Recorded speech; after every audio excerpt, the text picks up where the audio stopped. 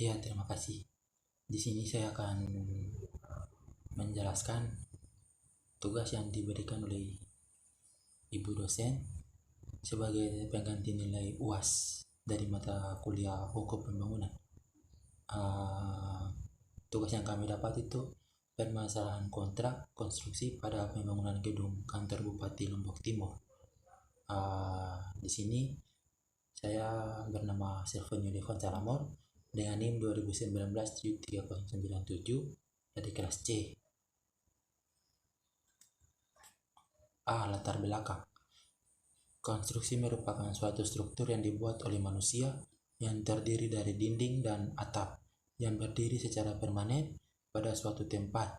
Konstruksi juga sering dikenal sebagai tahapan bangunan rumah maupun bangunan gedung atau segala sarana dan prasarana infrastruktur dalam kehidupan berbudaya manusia untuk membangun peradabannya. Sepanjang perkembangannya, bangunan mempunyai beragam bentuk, ukuran, fungsi, dan penyesuaian lain, serta beberapa faktor yang turut mempengaruhi seperti bahan bangunan dan kualitasnya, kondisi cuaca, kondisi tanah, serta alasan estetika lainnya yang kian waktu mengalami perubahan sehingga perlu ditingkatkannya kualitas dan kuantitas pembangunan oleh pihak kontraktor. Sebelum proses pembangunan konstruksi dimulai, kontraktor dan owner akan membuat kesepakatan berupa surat perjanjian atau kontrak. Kontrak tersebut harus bersifat mutual benefit, di mana isinya harus saling menguntungkan. Kontraktor akan mendapatkan keuntungan berupa profit dari proyek yang akan dikerjakannya, sementara owner akan mendapat bangunan sesuai dengan kesepakatan yang telah dibuat dalam kontrak.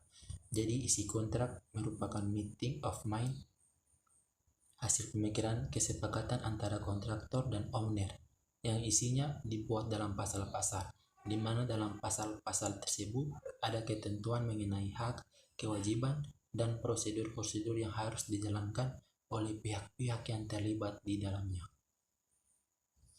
B. Maksud dan tujuan penelitian ini. Proses identifikasi masalah dimulai dengan menentukan proyek yang memiliki jenis kontrak lumsum dan pernah mengalami permasalahan perbedaan kuantitas dalam pelaksanaan pekerjaannya.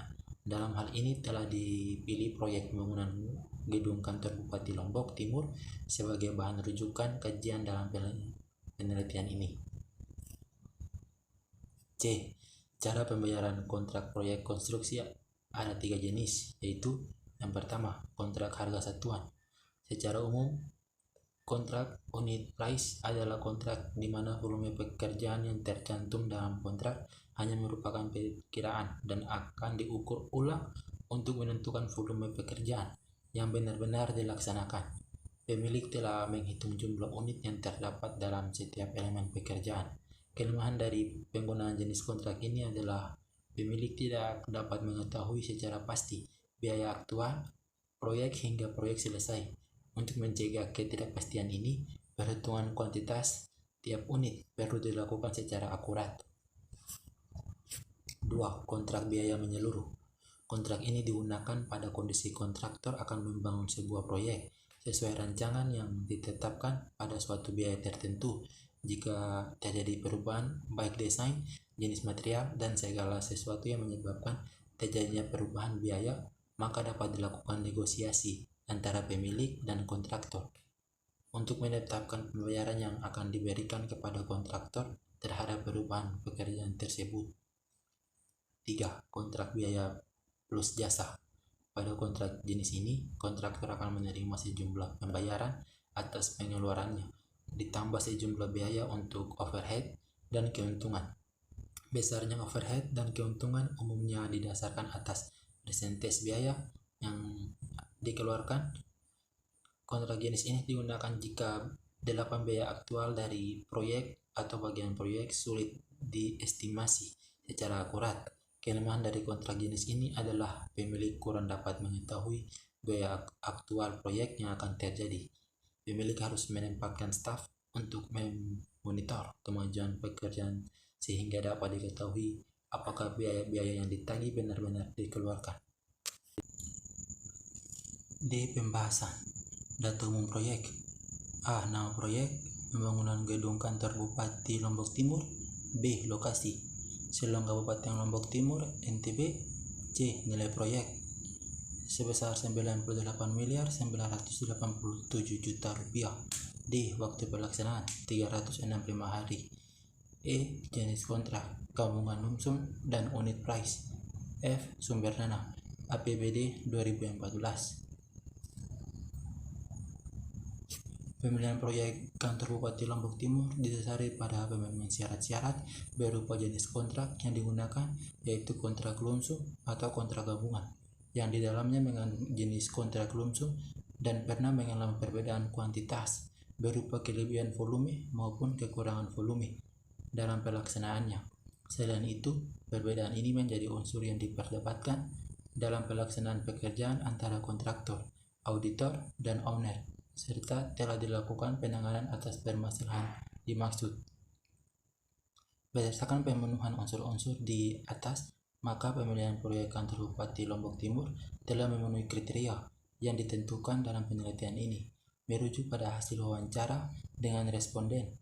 Kontraktor selaku penyedia jasa pada proyek pembangunan kantor Bupati Lombok Timur atau data terlampir menyebutkan bahwa kontrak yang digunakan adalah jenis kontrak gabungan, lumsum dan unit price, di mana pekerjaan dari slope ke bawah merupakan lingkup pekerjaan unit price dan pekerjaan di atas slope merupakan lingkup pekerjaan lumsum. E. Permasalahan dan faktor penyebab. Adapun perbedaan volume terjadi pada lingkup pekerjaan lumsum dengan uraian sebagai berikut. A.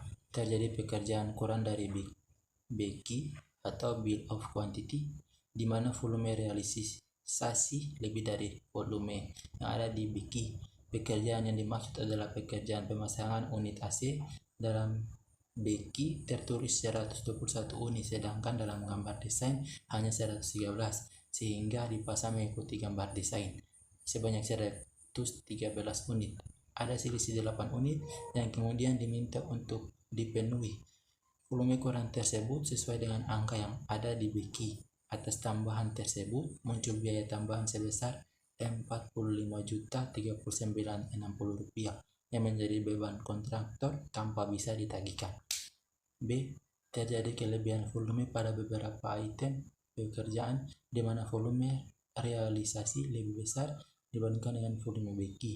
Item dimaksud adalah sebagai berikut. Pekerjaan ACP memiliki kelebihan 2.431 M. Pekerjaan panggung, gudang, dan lantai 2 sebesar 159 juta. Pekerjaan struktur lift 484 juta. Pekerjaan warimas M6 111 juta. Pekerjaan blok lintel blok A dan G sebesar 8 juta rupiah. Pekerjaan waterproofing coat sebesar 494 juta. Pembongkaran gedung existing sebesar 181 juta.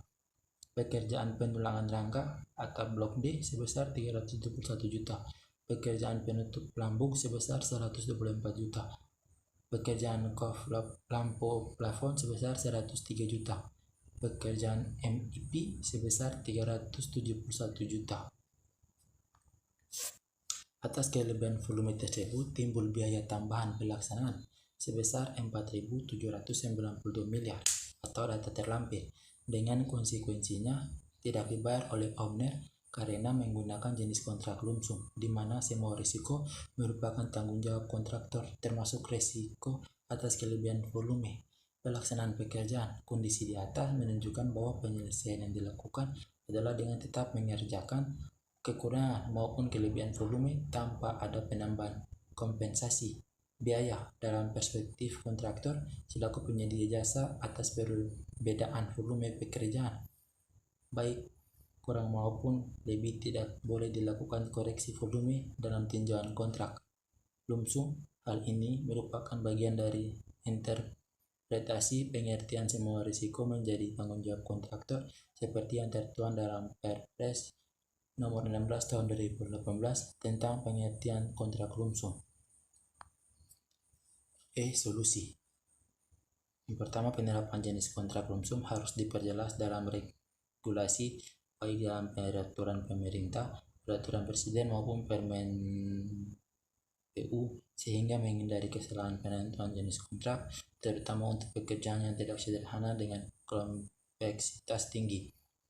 2. Terkait potensi perbedaan volume realisasi dengan volume beki, maka perlu dipertegas duduk persoalan tersebut pada saat unwitching yang kemudian diperkuat dalam pasal kontrak secara detail. Dalam pasal kontrak harus memuat ketentuan perihal hierarki dokumen yang dijadikan acuan dalam penyelesaian permasalahan yang dijumpai dalam pelaksanaan pekerjaan. Yang keempat, perlu waktu yang lebih lama dalam penyelenggaraan tender untuk jenis kontrak lump sum sehingga upaya mewujudkan keadilan bagi penyedia jasa dalam melakukan koreksi terutama volume agar kemudian hari tidak timbul perselisihan antara para pihak yang berkontrak. F. Kesimpulan dan syarat. Penerapan jenis kontrak lump sum yang tidak tepat sasaran dalam sebuah kontrak pekerjaan merupakan salah satu faktor yang menyebabkan timbulnya permasalahan dalam pelaksanaan pekerjaan di kemudian hari.